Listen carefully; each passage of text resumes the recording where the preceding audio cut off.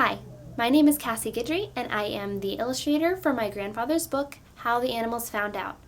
I just wanted to give you guys a little behind-the-scenes look at just how I made these illustrations.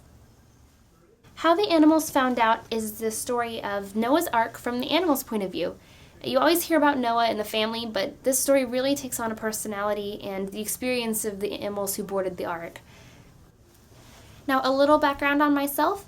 I am currently working on a Bachelor's of Fine Arts in Animation at Savannah College of Art and Design in Savannah, Georgia. So because my major is animation, when my grandfather came to ask me about this project, I was really nervous and a little scared because I'd never attempted children's book illustration before. So I decided to blend the two from what I've observed in other illustration projects, as well as my own animation style, especially with character design and layout and colors, and I made images that would appear as if they could be an animated movie.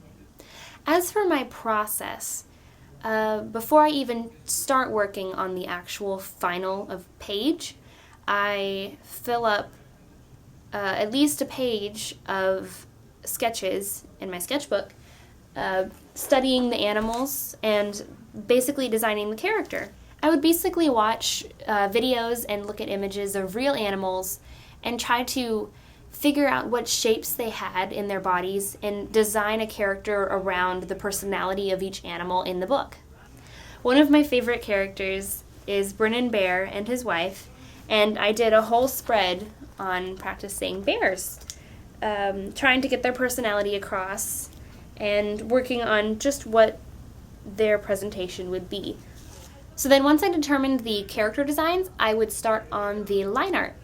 And I would take a regular sheet of printer paper and a mechanical pencil, and I would start to sketch out the characters in the way that I wanted them to appear. My goal was to make every single line as clean and crisp as possible.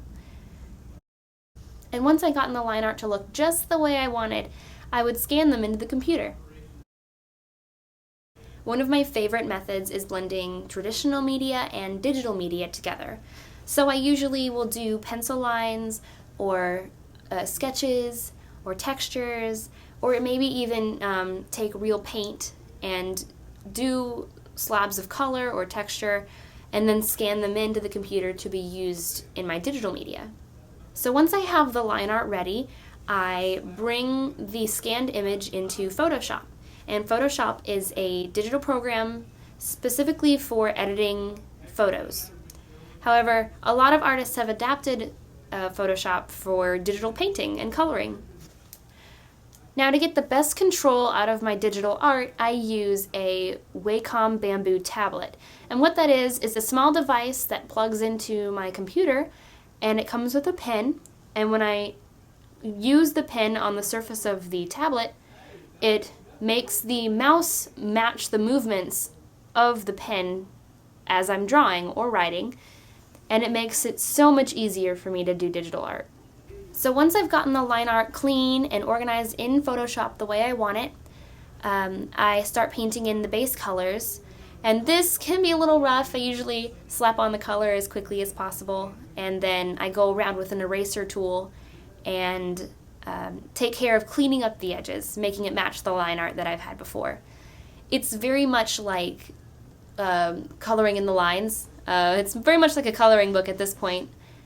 Once I got all of the base colors down, I chose a watercolor looking brush in Photoshop to give all of the base colors a more painterly look. I would use this new watercolor brush to add highlights and shadows and to give the image more depth and character. One of my main stylistic choices was to make the image appear as if it's one with the page, that it's not just a box slapped onto the page.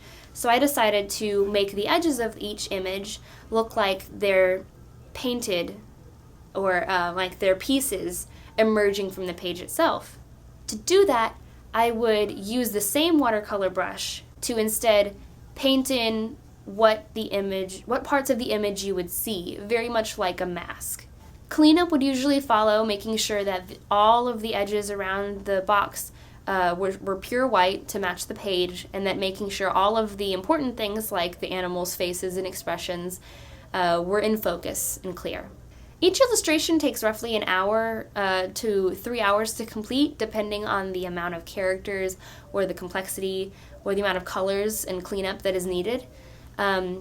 Most of the smaller images did take a couple hours, whereas the cover took probably 5 to 6 hours because it was very complex and it had a lot of characters in it. And that's my process. Thank you so much for watching my behind the scenes video on how the animals found out illustrations. My grandfather and I really appreciate your support, and we would especially appreciate it if you checked out the book. If you want to order a copy, the link for Amazon is in the description. And if you do like the book, please, please, please, please leave a positive review on Amazon. It would really help us out a lot. Also, sharing this video to your friends and family would be really nice. Thank you. My grandfather worked really, really hard, and I had a great time collaborating with him on this project. This book is so precious. It leaves a warm feeling in your heart. It's very witty, very funny, and I really enjoyed my first experience illustrating a book. So thank you for watching, and thank you for supporting us.